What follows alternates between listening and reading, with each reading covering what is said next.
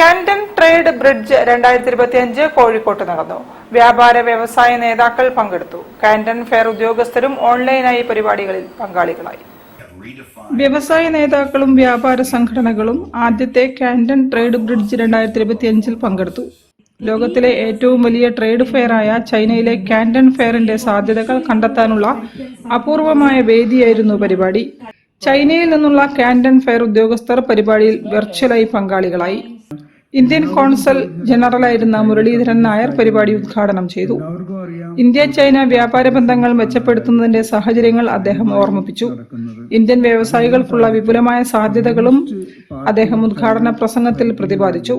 Panel ചർച്ചകളിൽ IIM Kozhikode പ്രതിനിധി professor Vipin, Malabar chamber of commerce പ്രതിനിധി നിത്യ ആനന്ദ്, എക്സ്പോർട്ട് അസോസിയേഷന്റെ മുൻഷിദ് അലി, ആഷിഖ് അസോസിയേറ്റ്സിൽ നിന്നുള്ള ആഷിഖ് എന്നിവർ പങ്കെടുത്ത് സോഴ്സിംഗ്, നവീകരണം, ആഗോള വ്യാപാര പ്രവണതകൾ തുടങ്ങിയ വിഷയങ്ങളിൽ അഭിപ്രായങ്ങൾ പങ്കുവച്ചു.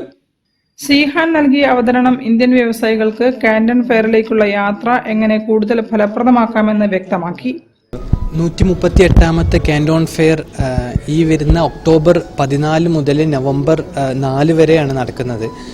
ഫേസ് 1, ഫേസ് 2, ഫേസ് 3 എന്നീ 3 ഡിഫറെൻറ്റ് സെഷൻസിലായിട്ടാണ് പ്രോഗ്രാം നടക്കുന്നത്.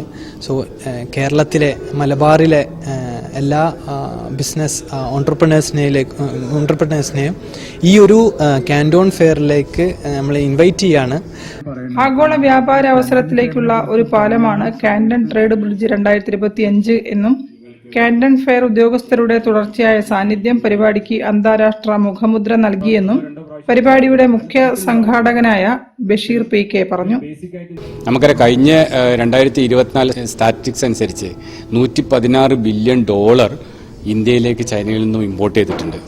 അത് ടെക്നോളജി മേഖലയിലാണെങ്കിലും മെഷീനറിയിലാണെങ്കിലും മറ്റ് ഫാർമസ്യൂട്ടിക്കൽ രംഗത്തൊക്കെ ആണെങ്കിലും ഇന്ത്യ അത്രത്തോളം, ഇന്ത്യയുടെ മൊത്തം ഇമ്പോർട്ടിൻ്റെ 16% ശരിക്ക് ചൈനയിൽ നിന്ന് വരുന്നുണ്ട്. അപ്പോൾ ഇത് ശരിക്കും വലിയൊരു ഓപ്പർച്യൂണിറ്റിയാണ്. പക്ഷേ പല ആളുകൾക്കും ചൈനയിലേക്ക് എത്താനുള്ള ഒരുപാട് സാങ്കേതിക പ്രശ്നങ്ങളും കാര്യങ്ങളൊക്കെ ഉണ്ടായതുകൊണ്ട് എത്തുന്നില്ല. അപ്പോൾ അതുകൊണ്ട് ആ ഒരു ഹഡിൽസ് ഒഴിവാക്കി ഇന്ത്യയിലെ ഓൺട്രപ്രണേഴ്സിനെ വളരെ ഈസി ആയിട്ട് ഇത്ര വലിയൊരു ഓപ്പർച്യൂണിറ്റി ആക്സസ് ചെയ്യാനുള്ള ഫെസിലിറ്റേറ്റ് ചെയ്യുക എന്നുള്ളതാണ് ഗോകെയർ ഇതുകൊണ്ട് ഉദ്ദേശിക്കുന്നത്.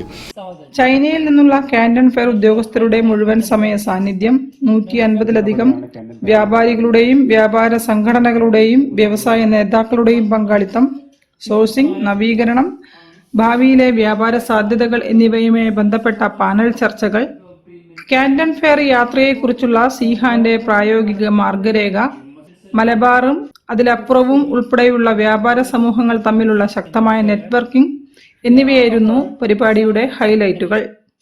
News bureau, Kozhikode. കൂടുതൽ വാർത്തകൾക്കും വിശേഷങ്ങൾക്കും കോഴിക്കോട് ജില്ലാ വാർത്തകൾ എന്ന YouTube ചാനൽ സന്ദർശിക്കുക. പ്രധാന വാർത്തകൾ ഒരിക്കൽ കൂടി.